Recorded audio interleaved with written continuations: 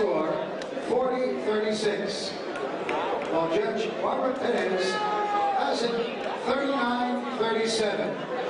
All for the winner by unanimous decision, the crown jewel.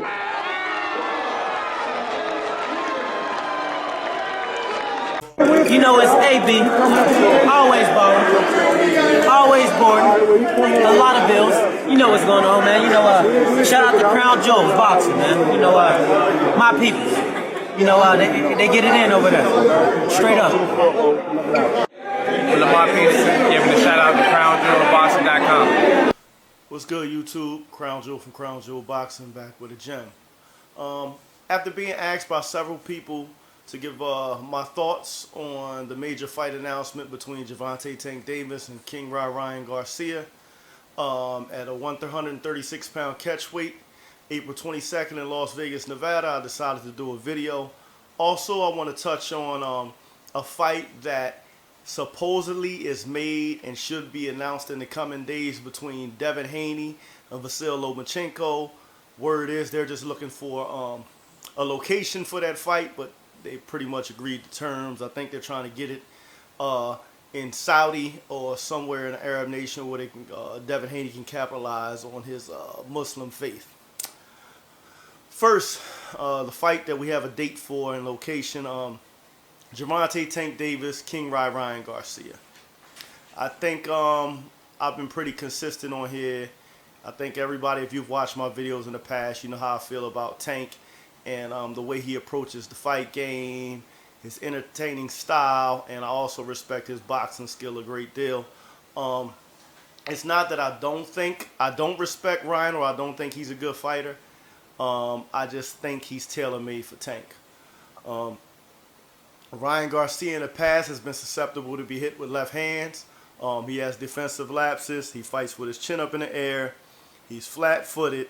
And all of those things make him susceptible to being knocked out by Gervonta Tank Davis. As Gervonta Tank Davis, quite possibly pound for pound, has the best left hand in boxing.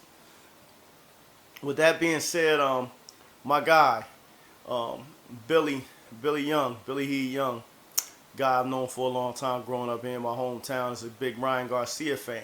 And we went back and forth on Facebook earlier where he was saying he felt like Ryan had corrected a lot of his shortcomings in his last fight since joining forces with Goosen as his new trainer.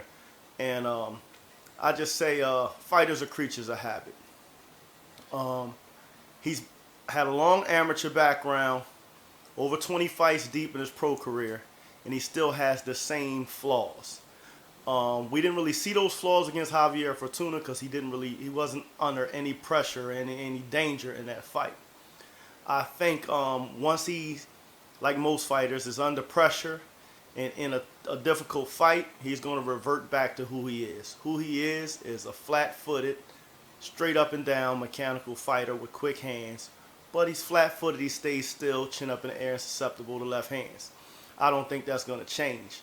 Javier Fortuna was just not able to make him uncomfortable enough for him to revert back to what he normally does. An example of this, I grew up in a gym called Pleasantville Rec Center, and during my early days, there was a perennial heavyweight contender from the 80s by the name of Carl the Truth Williams. Twice fought for the heavyweight championship. The first time I felt like he was robbed. I felt like he should have became heavyweight champion of the world when he fought Larry Holmes. He lost a controversial decision there. His next fight after Larry Holmes, he was matched up by former heavyweight champion Mike Weaver. I think in the first or second round, he was knocked out by a left hand. When asked about that fight after his retirement, he said he felt like his manager was not a good manager and put him in a bad spot, as looking back on his career in retrospect, he had always been susceptible to left hooks, and he put him in there with a big left hook guy coming off maybe his best performance of his career and got him upset and knocked out.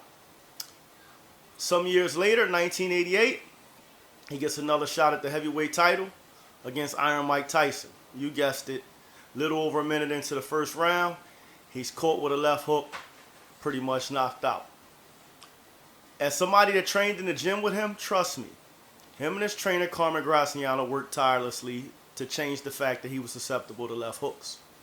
And in the gym, he would block the left hook against lesser fighters. But again, fighters are creatures of habit. When you're put into an uncomfortable position or a position where you just have to react without thinking, you're going to revert back to who you really are. And I think that's what's going to happen when Tank starts banging on Ryan. He's going to be who he's always been. These changes he's made in the 18th hour, I don't think are going to benefit him. I think he's going to slip back into old habits, and Tank is going to break him down to the body in the early rounds by round 5 or 6.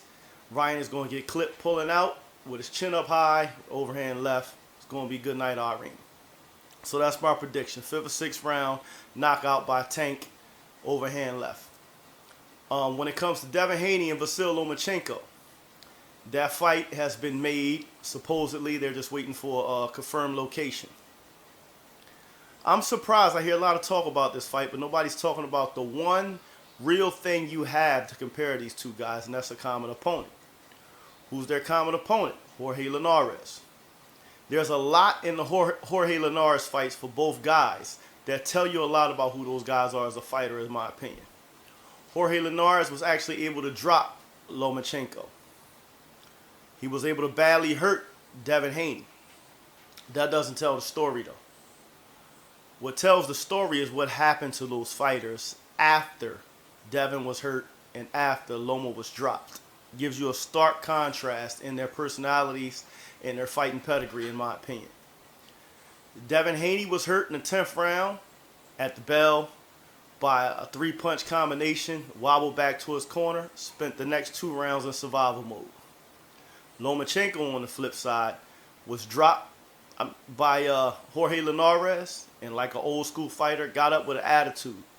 And when he got up with that attitude, he went to work. And within 3 rounds, he beat Jorge Linares into submission. That's a stark difference in who they are as fighters.